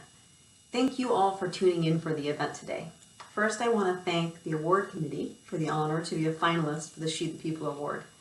Recognizing and celebrating women is an important part of ensuring gender equality and gender equity on the global stage. This esteemed group of women I share the virtual stage with today have achieved, have accomplished, and have overcome great obstacles to be who and where they are today. It's such an honor. My journey started in India with my grandmother Uma, who wanted nothing more than for her children to all obtain doctoral degrees, and they all did. My father was a PhD mechanical engineer and instilled in me since I was a little girl the disciplines of science, engineering, entrepreneurialism, and hard work. I followed in his footsteps and obtained my PhD in aerospace engineering. I spent the first 20 years of my career working for the US space program for NASA as a rocket scientist. I developed propulsion systems to explore the main asteroid belt and the supersonic parachute that landed the Curiosity rover on Mars. I then became a mission manager, leading the development of atomic physics experiment to the International Space Station, furthering the work of Indian scientist Satyendra Bose. Now in the second part of my career, I have become a professor of astronautical engineering at the University of Southern California and an aerospace entrepreneur, having co-founded 2 electric aviation companies.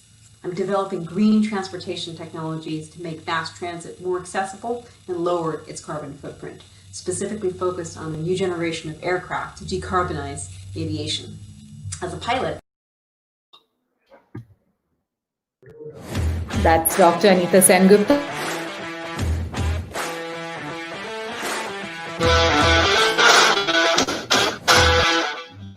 And delighted to have with us Devjani Ghosh, President NASCOM, a woman who's been breaking several stereotypes, several glass ceilings all the way through. And I've been an admirer of her work for years now. Congratulations, Devjani. Not somebody who age has ever deterred, but as somebody who has taken it head on, just a message to all women out there that age isn't a milestone.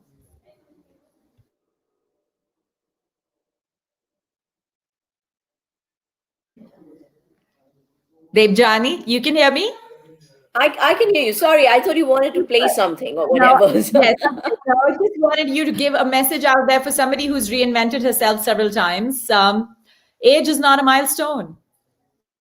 Well, I mean, first of all, own your age. I mean, to me, I'm very proud of every wrinkle, every year that I've added on. And, I honestly don't see the big deal about age because there is never you're never old enough to do, I mean, not to do something or not to learn. By the way, Shelly, I always wanted to learn coding. I think I told you, right? So I taught myself coding at the age of 52, and I'm damn proud of it, So for me, I think age is how old you think you are or how old you want to be. And it never stops you from doing anything. Indeed, it doesn't. But for somebody like yourself now, you've actually, I know you say this with so much of conviction, and I admire your guts when you say that we should not have anything stopping us. But the truth is that a lot of the times women around us are sort of occupied with what everybody's expecting of them, right? Except themselves. You have to, follow your dreams up to a certain point, then prioritize family and do something else and something else. Why should women have to think about all of these things? What is it that they can do to break from the shackles of the expectations people have of them? I have a little different point of view, Shelly. I think it's a very personal choice. You choose how you want to be. You choose how you want to mold yourself. Um, I honestly don't believe that I or anyone else is in a position to judge somebody for their choices and say they have made the wrong choice. My mother was a housewife. She gave up her career to be a housewife, and that was her personal choice. And she was very happy. And I keep asking her, would you have done it different? Would you have changed anything? And her answer again and again is no. So I think these are very personal choices. My only attitude is, once you have made your choice, once you've decided what you want, and there is no right or wrong answer here, don't get into a guilt trap about it. That's what bothers me. We often make a choice and then we get into this whole guilt trap about, am I doing the right thing? If I've chosen the family, then am I doing the right thing by giving up on my career? Or if I've decided to get very ambitious about my career, am I not being a good enough wife, mom, whatever? I think we have to get out of that guilt trap. Once we make our choices, we have to make peace with our choices. And I always tell people that it's good to be a little selfish. This is an advice I give every single employee of mine, that while you're giving everything to the company or to your family, etc., at the end of the day, you need a little time for yourself, to just pamper to yourself, to listen to yourself. More than anything, listen to yourself. And if that voice inside your head is telling you, I'm not happy, or, there are these regrets that I have, then do something about it. This is the time before it's too late. What did you do about it? I know, I like the fact that you say do something about it, but what did you do about it? And at what point in life did you feel like that, if you did? I honestly, I don't. Thankfully, I've never ever tried to fit in. I've never ever tried to fit anybody's expectation of who I should be. So I've always led life on my own terms. So thankfully, I have never looked at the mirror and not liked the person that I see, or felt that that person I see is not being fair to me. I have never had that, thankfully, and I hope I never do. Uh, but I've had friends who've gone through that, and life is so short for all of us. And I think the pandemic and COVID has taught us that more than ever. The number of loved ones we all have lost, it has taught us how vulnerable we are, how fragile life is. It's too short to live with regrets. And if you have regrets, then you have to take a pause. You have to take a pause and you have to figure out what needs to change. And once again, that's a very, very personal, but I would strongly advise, if you're having that honest conversation with yourself and you're not happy with the way things are, don't carry on. It's nothing is worth that. Yeah. Do you think, Debjani, at times we have to look inwards and say, let's cut down that aspiration gap? Why are we constantly double guessing our ability to do things or how much more we can achieve? Oh, absolutely. I mean, that's a manufacturing defect in women. We are constantly underestimating our ability to do stuff. And there's research, by the way, that proves it, that when men usually apply for a promotion or a new job, when they may be half ready, but women will wait till they're 90% ready or more to apply for. This is a perennial problem that we face, and we have to get over it. And I think this is where the change that's happening in the industry with respect to talent. See, today talent is not about how much, but it's about how fast can you learn. Nobody's an expert anymore. Nobody can be an expert anymore given how fast things are changing. So it's becoming a level playing field. There is people, the competition you're going to have is based on your ability, how quickly and how cleverly can you learn. It's not about how much you know. All companies are making that shift when it comes to hiring, when it comes to promotions. So I think this is a high time women grabbed that opportunity with both hands and said that, if something's coming up, as long as I know I can learn it, I'm gonna walk in through that door.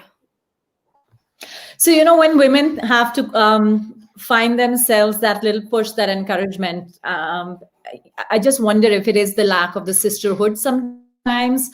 Also, when they hear it from somebody else around them, the chances of them running with it is much higher. Do you ever feel lonely at the top? And do you think that journey too at sometimes was a bit lonely?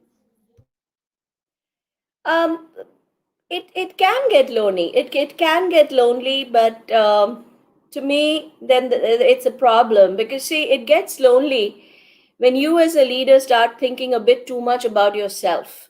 When you start taking yourself very seriously and you think above everyone else and you're better than anyone else, then definitely it starts getting lonely, because you are putting yourself in a box where nobody else is allowed to enter. But see, for me, leadership, somebody taught me this, a mentor taught me this. He said, you're as good a leader as, the followers that you have. Every leader needs followers. And yes, you can make people follow you with fear, with force, but then they will only follow you till such time they absolutely have to. And the moment they can turn back, they will turn back.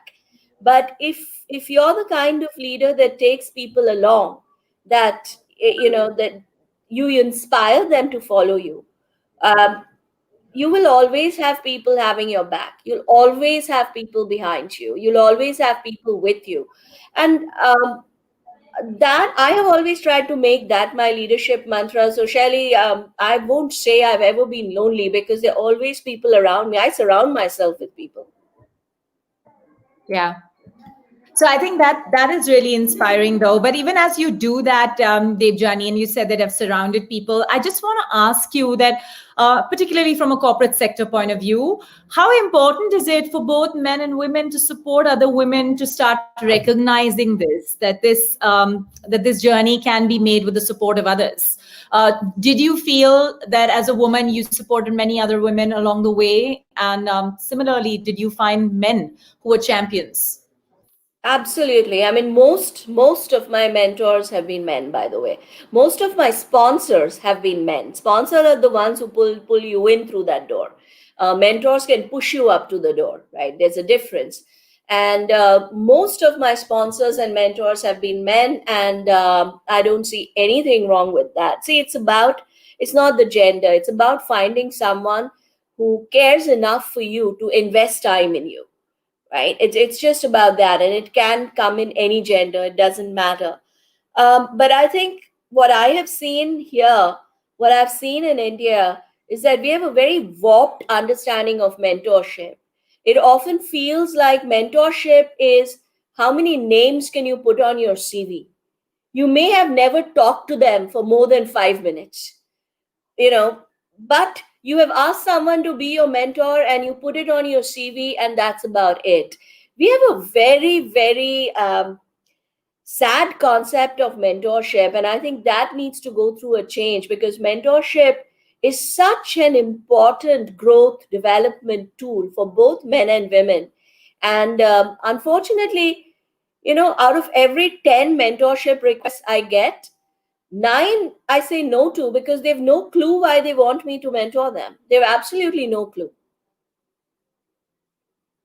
I think the big takeaway from what you just said is that it's not about how often you say yes. It's also important how often you say no to things. And I think that's pretty critical. A final word from you. How can women give up the age barrier and not be bothered with it? Just let go. It's as simple as saying, okay, this is it. I'm just going to let go. I don't know if there's any science to it, honestly. I have never felt ashamed of my age. I mean, age is such a natural thing. Everybody grows old, everybody grows up. And to me, age is about experience. Think of good wine. It gets better with age. And I think women get better with age. That's definitely my belief. Having role models is a big piece of it, right? I mean, when people see you and they see you sort of having gone from Intel to the first woman at NASCOM, I think we need more role models out there to be more visible. Well, there are enough role models. I mean, look at all the awesome women just in my industry, in the tech industry. I mean, there's some amazing women from, Rekha to, in India as well as out. So I think there are enough role models. I keep saying this, Shaili, again and again, that a lot of it is inside our head, that those little demons sitting inside our head, I think they mess with us a lot more than anything else. Just let go. I think security and being confident in your own skin has a lot to do with it. If you're secure of yourself, if you're confident of yourself, you're not going to let factors like age and all of this come in the way. You're not. And certainly not when you've got an icon like Deepjani Ghosh saying it again and again and reminding you she's done it, so can everybody. Just let go, as she says. Deepjani, thanks so much for joining us and congratulations. We admire the work you do. And the 40 over 40 first time initiative is delighted to have you with us. Thank you. Thank you so much, Sherry. All the best. Thank you, Deepjani. Well, a reminder to our audience that we've been tracking all women who are chasing their dreams, not wanting to make age a milestone, and the whole idea of celebrating women after 40 is to remind everyone that there are role models who don't think of marriage mobility and maternity as a full stop. They just move on with it. And as we celebrate such women, here's another one, Amreen Khan from the Indian...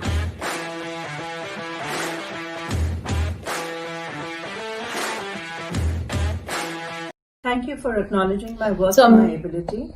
Compliments to Shelley for creating this platform so solid, so concrete and genuine for reinforcing women issues and consistently doing that. That's Amreen Khan there with us. Perspective coming in from those who have not been able to join us but have sent in their messages. As you saw, one of the NASA aerospace engineers was also with us earlier in the day. On our 40 over 40 list, it won't be complete without mentioning that Vaishali Sinha Nigam is also part of the 40 over 40 inaugural session.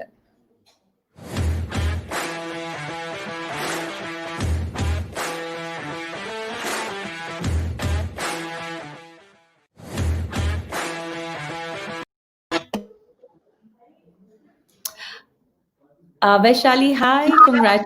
Hi. Thanks so much for joining us. I've been tracking your work and I see that you've been doing some phenomenal stuff. Tell us about your journey. Great. Thanks, Shelley. First of all, congratulations to you and your team for having this award. It's fantastic and great to recognize women in the above 40 category.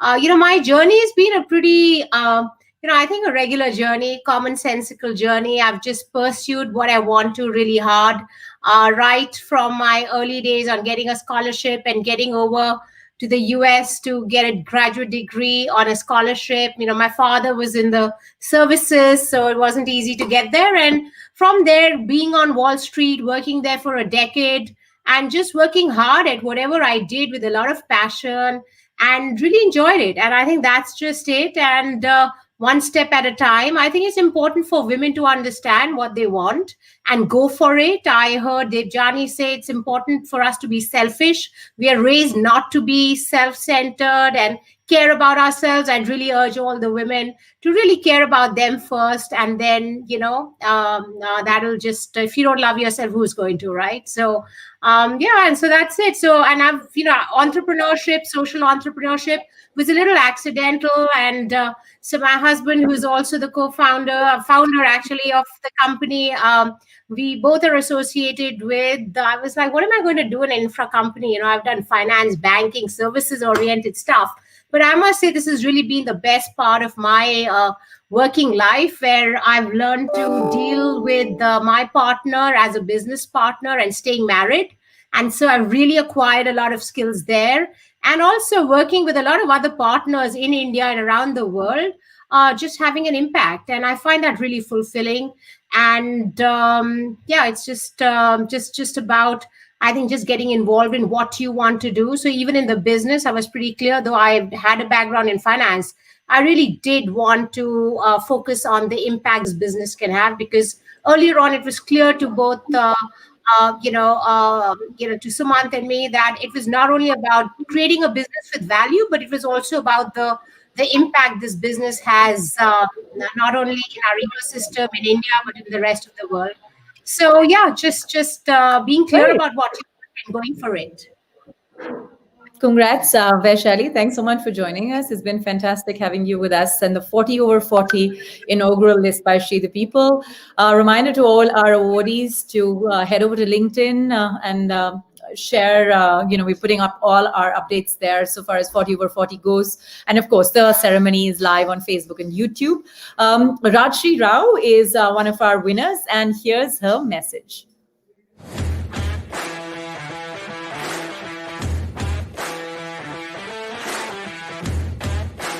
I'm extremely humbled and honored to be recognized by She the TV 40 over 40 amongst the distinguished peers within the industry. It is a privilege and an opportunity to demonstrate what it takes for a woman to go get what she truly aspires in her life.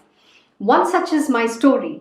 I have journeyed the corporate ladder for last 20 plus years, having seen through many stumbling blocks, obstacles, and posing several challenges throughout my journey. Somebody said to me, "You're a non-techie. How can you be working for a technology company? You should just go take up some other job. You're not a techie. You're not from an engineering background." But the same thing today became my motivation to demonstrate how I can achieve that which I aspire for. The global industry thought leaders in the emerging technology today, I have broken the glass ceiling. It's not about pleasing people. It's about pleasing yourself.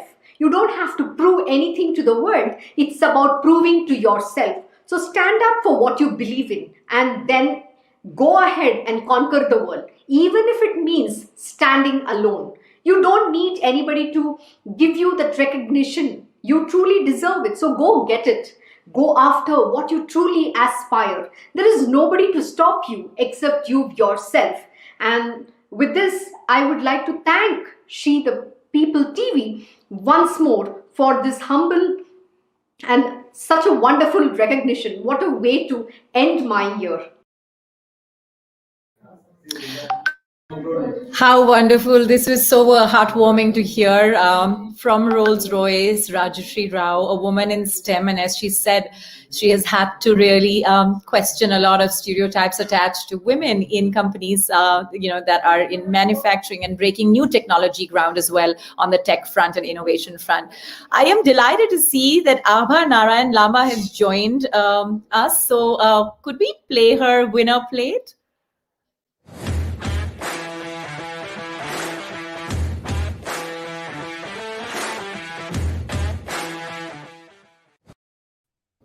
Hi, Abha. I noticed you're on the move, which is, I guess, which is the nature of the kind of woman you are, and congratulations.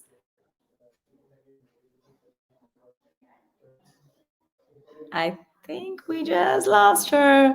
It's just been so fantastic to just manage to get her on her vehicle. So let me quickly tell you about Abha Narayan Lamba. She's done a lot of restoration projects in India, especially looking at the country's UNESCO-centered projects, restoring many of India's monuments and architectural sites. Abha, a quick word on your journey, if you can manage to pause that car. If you can Sorry, I'm in traffic. I was just returning from a project meeting. Yes, please. So just talking about recognizing women above 40 and our initiative, and what do you think about being a part of this? Well, I'm delighted, I'm honored, and thank you. And I think by recognizing women who are, I feel personally that by 40, a woman really peaks in our profession, because by the time you're 40, you know exactly where you're headed. And most women, it's the time that it's the time when you take control of your career. So it's a great platform, and I think in terms of there are various awards that look at young achievers, but I think by the time you're 40, you know exactly where you're heading. So this is a great acknowledgement of that. Well, a line of encouragement to other women around you who are looking to achieve and break barriers. See, I've always believed that as women, we don't need to, feel hamstrung at all. We are nearly 50% of the world's population, so it's not that we are a very small minority, and we just need to take charge of that, and that's how I've always believed. I don't think at any point in my life, or my career, I've not done something because I felt, but I'm a woman. So I've worked in remote rural areas. I've worked on difficult conservation sites.